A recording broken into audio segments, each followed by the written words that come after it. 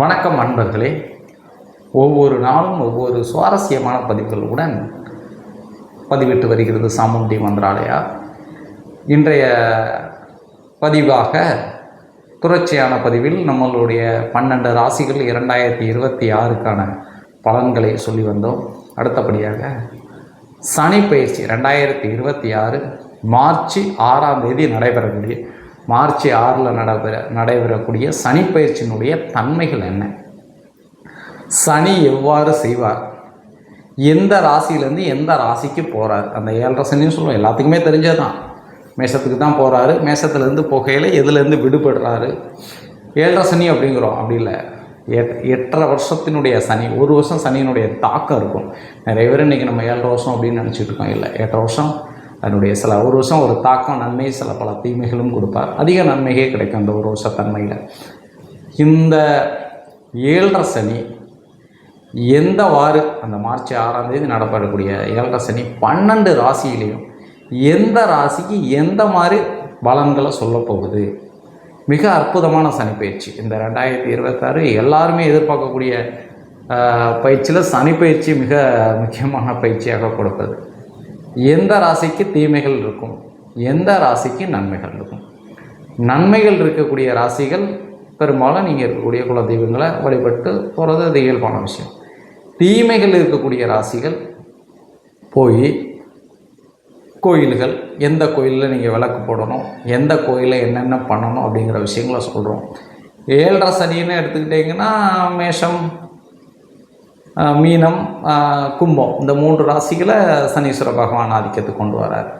அதுக்கு அப்பாற்பட்டு எந்தெந்த ராசியிலேருந்து இது பண்ணுறாரு, அவருடைய பார்வை தன்மை என்ன, எத்தனாவது இடம் பிடிக்கி, அந்த சனியினுடைய பேர் என்ன, அந்த சனி நம்மளை விட்டு எதில் இருக்குது, எதுலேருந்து விலகுது, அந்த விலகுதனுடைய நன்மைகள் என்ன. சனி பார்வைகள் நிறைய இருக்குது இல்லையா. ஒவ்வொரு பார்வைக்கும் ஒவ்வொரு நன்மைகளும் உண்டு, சில பார்வைக்கு தீமைகள் உண்டு. அதாவது எவ்வாறு நம்ம சொல்கிறோம் அப்படின்னா, ஒரு மனிதனை சந்தோஷமாக பார்க்குற பார்வையும் இருக்குது, கோபமாக பார்க்குற பார்வையும் இருக்குது.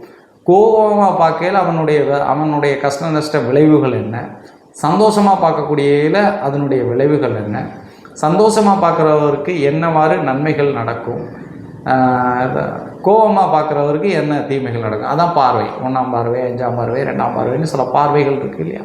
அந்த பார்வையின்படி சனியினுடைய 7.5 சனிக்கு அப்பாற்பட்டு நிறைய சனிகள் பேர்கள் இருக்குது. அந்த பேர்கள் படி அவர் எப்படி செய்வார், இப்போ பாதிக்கப்பட்டவங்க எப்படி நன்மைக்கு வருவீங்க, பாதிக்கப்பட போகிறது எப்படி, என்ன பண்ணலாம், ஏது செய்யலாங்கிற ஒவ்வொரு விஷயத்தையும் மிக துல்லியமாக பஞ்சாங்கப்படி நம்ம கணித்து வருகிறோம்.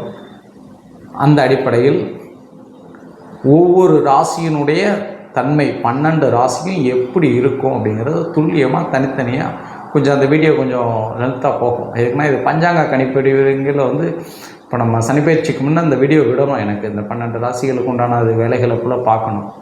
அதுக்கு மாந்திரிக வேலைகளும் நம்ம ஓடிக்கிட்டு இருக்கு. சனிப்பயிற்சி இருக்கிறவங்களுக்கு வரக்கூடிய பிரச்சனை என்ன, ஒரு உதாரணம் சொல்லணும்னா, ஒரு சனிப்பயிற்சியில் மிக செல்வந்தராக இருக்கக்கூடியவருக்கு ஒரு பிரச்சனை வருது அப்படின்னா அதுக்கு ஒரு பரிகாரம் ஒன்றும் இல்லை. அவர் கடன் ஆகணும்னா அதுக்காண்டி நான் பல கோடி வச்சுருக்கேன், நான் கடன் ஆக முடியுமானா தேவையில்லை. நீங்கள் ஒரு 2 வீலர் லோனை போடுவீங்க, உங்கள்கிட்ட வேலை பார்க்குற ஒரு டிரைவர் கூட நீங்கள் வாங்கி கொடுத்துடலாம்.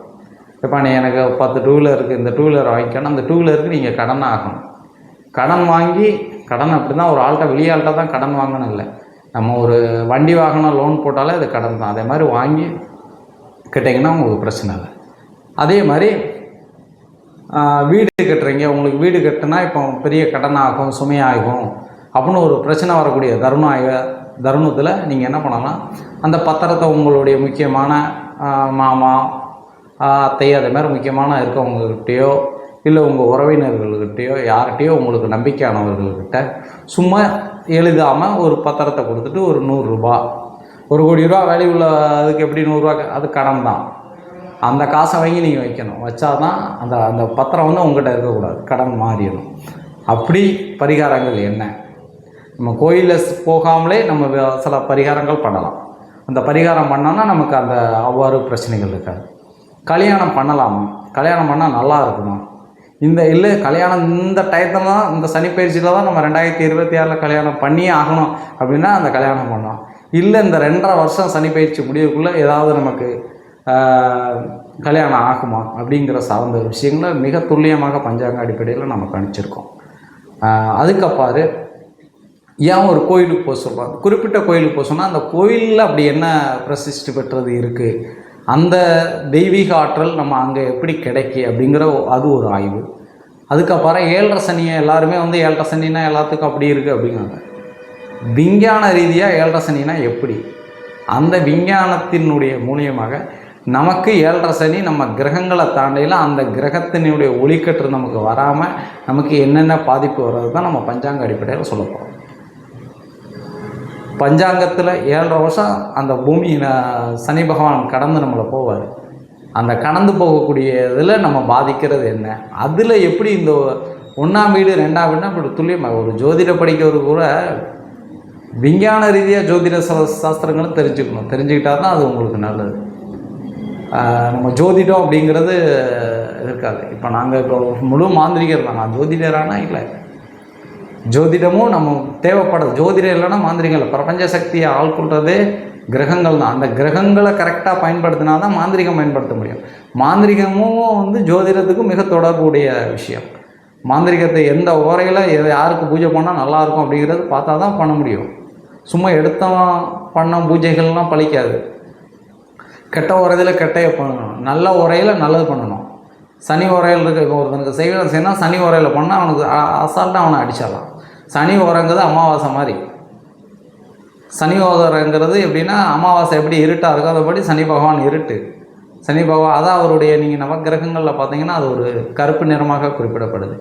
அது ஒருத்தருக்கு கல்வி சார்ந்த ஏதாவது வேணும் அப்படின்னா குரு உரையில் நம்ம பண்ணணும். ஒரு கணவன் மனைவி வசியம் இல்லை ஒரு காதலர் வசியம் அது மாதிரி செய்யணும்னா சுக்கிர உரையில் பண்ணணும். அது நான் அப்படியே சொல்லிகிட்டே போனோன்னா உங்களுக்கு அடுத்தடுத்து பதிவுகள் அது புரியும். இதே மாதிரி மாந்திரிகமும் ஜோதிடமும் மிக முக்கியம். ஜோதிடம் வேறு மாந்திரிகம் வேறு இல்லை. அந்த ஜோதிட கலை மாதிரி மாந்திரிக கலை, மாந்திரிக கலையும் ஜோதிட கலையும் ஒன்று தான். இப்போ அதை 2 பிரிவுகளாக பிரித்து வச்சுருக்காங்க. அவங்க இப்போ ஜோதிடம் பார்த்து இப்போ நம்ம அந்த கோயில்களுக்கு பரிகாரங்கள் சொல்கிறது ஜோதிடம். செய்வன சார்ந்த பாதிப்புகள் பரிகாரங்களை நம்மளே எடுக்கிறது நம்ம மாந்திரிகம். முடிஞ்சளவு நீங்கள் மாந்திரிகத்தை ஜோதிடத்தை பார்த்துட்டு ஜோதிட ரீதியாக உங்களுக்கு கரெக்டாக இருக்குது, சில உடல்நிலைக்கு சரினா நீங்கள் பக்கத்தில் இருக்க மாந்திரிகரை யாராவது போய் பாருங்கள். முன்னோர்கள் நமக்கு ஒவ்வொரு விஷயத்தையும் சொல்லி கொடுத்தாங்க அப்படின்னா மிக முக்கியம். உங்கள் ஊர் எந்த சாமி இப்போ என்னை மாதிரி மாந்திரிகரை பார்க்கணுங்கிறது கூட இல்லை. ஒரு காய்ச்சல் அடிக்கா போய் டெஸ்ட் எடுங்க, எல்லாம் பண்ணுங்கள், போய் ஆஸ்பத்திரியில் போய் டாக்டர்கிட்டலாம் பார்த்துட்டு அதுக்கு அப்பாற்பட்டு என்ன பண்ணுங்கள் அப்படின்னா உங்கள் கோயில் உள்ளூரில் இருக்கக்கூடிய கோயிலில் அம்மன் கோயிலில் போயிட்டு என்னை மந்திரிச்சு விடுங்க அப்படின்னா அந்த பூசாரி மந்திரிப்பார். எங்களை மாதிரி ஒரு மாந்திரிகரை மந்திரிக்கலாம் நீங்கள் தேடாதீங்க, அதுக்கு உங்களுக்கு செலவாகிட்டு இருக்கும். நீங்கள் பக்கத்தில் இருக்கக்கூடிய உங்கள் உள்ளூரில் இருக்கக்கூடிய ஒரு கோயில், அது எந்த கோயிலாக இருக்கட்டும் அந்த கோயிலில் போய் நீங்கள் மந்திரிங்க கேட்கும். ஏன்னா அந்த மந்திரிக்க டயத்தையும் பாருங்கள், அந்த டைமும் உங்களுக்கு நல்ல டைமாக தான் இருக்கும். அதே மாதிரி ஜோதிடம் வேறு மாந்திரிகம் வேறு இல்லை. மாந்திரிக பதிவுகளும் நம்ம அடுத்தடுத்து பதிவு போட இருக்கிற காரணத்தினால இந்த சனிப்பயிற்சிக்கு உண்டான இதுகளையும் நான் உங்களுக்கு அடுத்தடுத்து சொல்லி வரேன் நண்பர்களே. 2026 மார்ச் 6ஆம் தேதி இருக்க பயிற்சியாகக்கூடிய சனி பகவானுடைய தன்மைகளை மிக துல்லியமாக சாமுண்டி மந்திராலயா கிடைத்து வெளியிடுகிறது நண்பர்களே.